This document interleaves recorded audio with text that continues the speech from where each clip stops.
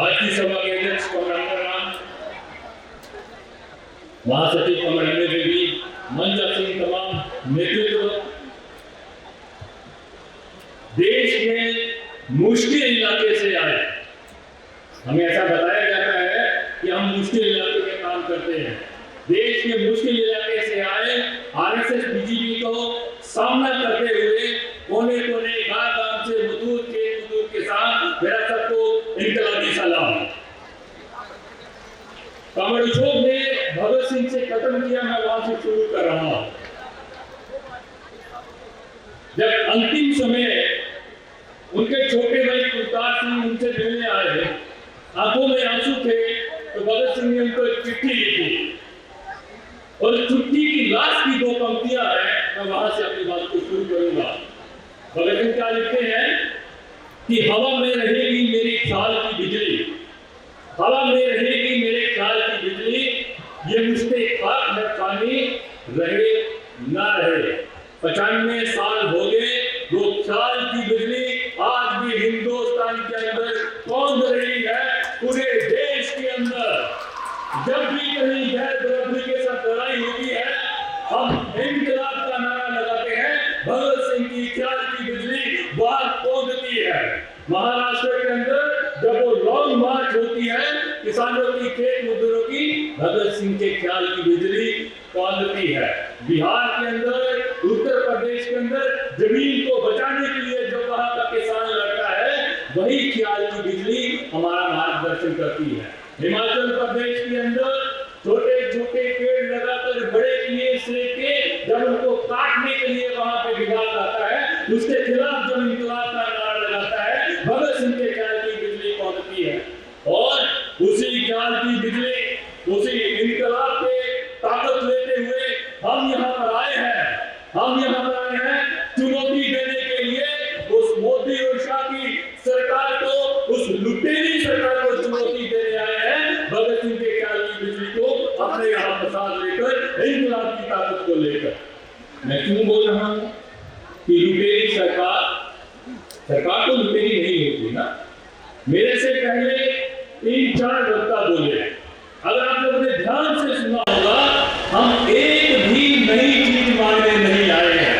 हम क्या बोलने आए हैं? देश की जनता ने आजादी के बाद, आजादी हासिल की लड़के, आजादी के बाद जो आंदोलनों से हासिल किया है, लुटेरी सरकार पीछे हटो, हम आपको लूटने नहीं देंगे, अपने अधिकार को छीनने नहीं देंगे, ये बोलने यहाँ पर आए हैं।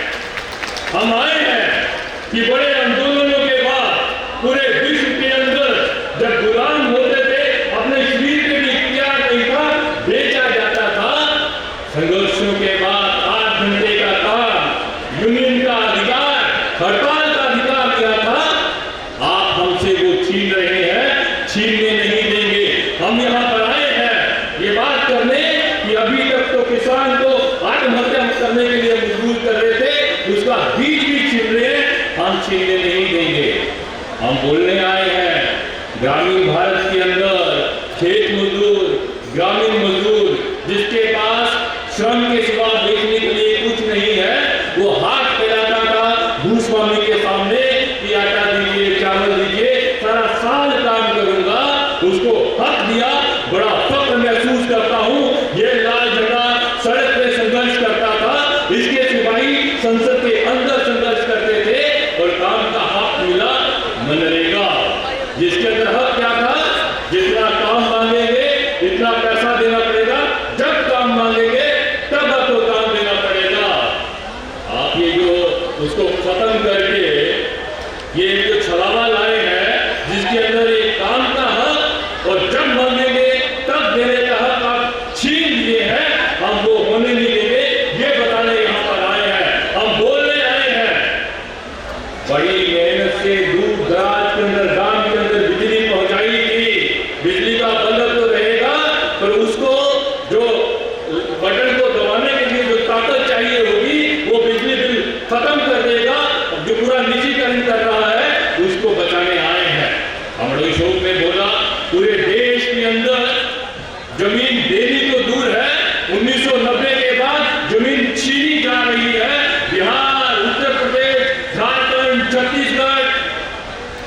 कभी कॉर्पोरेट, कभी सरकार आती है और मेरे से मेरा आशियाना, मेरा खेत छीन लेती है।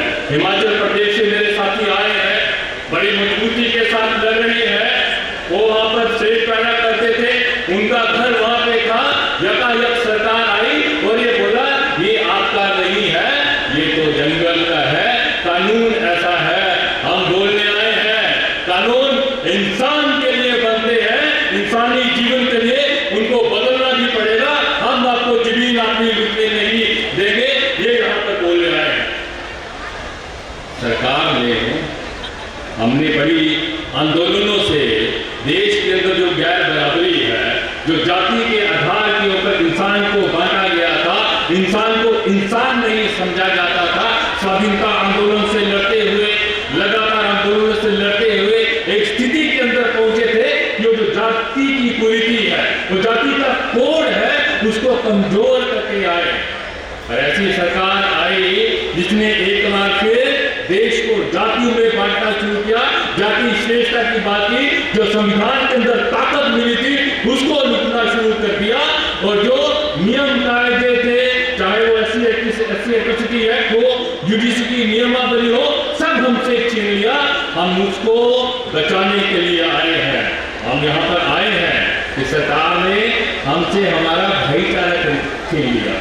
हमने तो आजादी की लड़ाई लड़ी थी कि अंग्रेजों को भगाएंगे और तमाम धर्मों के लोग, तमाम जातियों के लोग इकट्ठे होकर मेहनत करेंगे, देश का निर्माण करेंगे।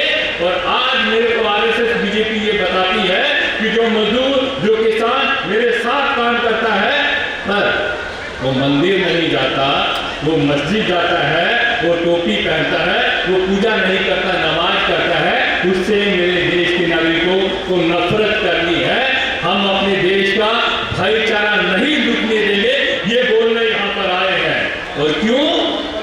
क्योंकि उनके लिए देश की जनता के जीवन का महत्व नहीं है। उनके लिए हमारे शोक बोल रहे थे, मुनाफा क्यों खत्म करना है लेबर को? क्योंकि मुनाफा लेबर को लाना है। क्यों? क्योंकि मुनाफा बढ़ाना है। अगर यूनियन होगी तो कॉर्पोरेट का मुनाफा नहीं बढ़ेगा, केवल मुनाफा मुनाफा मुनाफा। और जब मुनाफे की बात आती है तो देश की सीमाओं के परे चला जाता है। वो न्यूजीलैंड के साथ भी करार करता है और अमेरिका के सामने भी घुटने टेकता है। पहले तो देशी कॉर्पोरेट के पास बेच रहे थे, अब विदेशी कॉर्पोरेट के पास भी भारत को, भारत के संसाधनों को, भारत के किसानों के जीवन को बेच रहे हैं। इसलिए हम समझते हैं ये साम्राज्यवाद कभी वो ब्रिटानिया का चेहरा लेके आता है, आज अमेरिका का चेहरा लेके आता है, मेरे देश की जनता के ऊपर हमला करता है, फिलिस्तीन के ऊपर हमला करता है, ईरान के ऊपर हमला करता है। इस अमान्य साम्राज्यवाद के खिलाफ हम यहाँ पर आह्वान करने आए हैं कि मेरे देश का हुक्मरान तो अमेरिका के साथ खड़ा होगा, मेरे देश की जनता उनके साथ खड़ी नहीं है, अमेरिका के खिलाफ डट के खड़ी होगी। यहाँ पर साम्राज्यवाद को पहले भी बताया था, अब भी बताएंगे। दोस्तों, मैं यहाँ पे साफ बोलना चाहता हूँ कि अदानी अंबानी दोस्त हैं, मोदी और शाह के, किसी से बात चुकी नहीं है, मजबूती के साथ उनके साथ खड़े हैं। हम भी यहाँ पे बताने आए हैं कि आपकी दोस्ती है अदानी अंबानी से, उनके साथ खड़े रहिए। ये लाल झंडा दोस्त है मजदूर का, खेत मजदूर का, किसान का, वो भी मजबूती के साथ खड़ा है। पूरे देश के अंदर हर नुक्कड़ में, हर मोहल्ले में, हर सड़क पे, हर चौराहे पे अगर अपनी वाली नीति को आगे बढ़ाएंगे, आपको सामना करना पड़ेगा इस लाल झंडे का। हम डट कर आपका सामना करेंगे, ये बात यहाँ पर बोलने आए हैं। और अंत के अंदर गवर्नमेंट ने बात खत्म की, प्याज से मैं प्याज को कोट करूंगा, क्योंकि आज का दौर वैसा है कि दरबारे वतन में जब एक दिन सब जाने वाले जाएंगे, कुछ अपनी सजा को पहुंचेंगे, कुछ अपनी जजा ले आएंगे। एक खाक नशीनों उठ बैठो, वो वक्त करीब आ बैठा है, जब तक उठाले जाएंगे, जब ताज गिराए जाएंगे, जब टूट जाएंगी जंजीरें, अब जंगालों की खैर नहीं। जो दरिया झूम के उठे हैं, तिनको से न रोके जाएंगे। बढ़ते भी चलो, बढ़ते भी चलो, बाजू भी बहुत है, सर भी बहुत, चलते भी चलो,